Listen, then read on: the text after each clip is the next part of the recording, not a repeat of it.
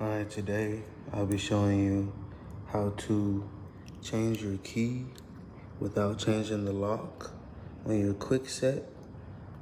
Any Kwikset with the little pin thing, you'll be able to do this with this key, this Kwikset key,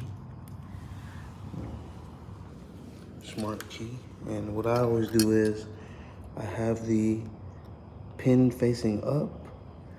I place my pin in fully until it clicks.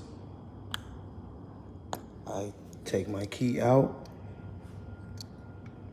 Don't jangle it. Just take it straight out and you insert your new key. Put it straight in there.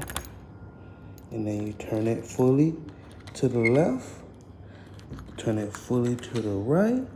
And it should be working. And your old key, dispose of it. It does not work.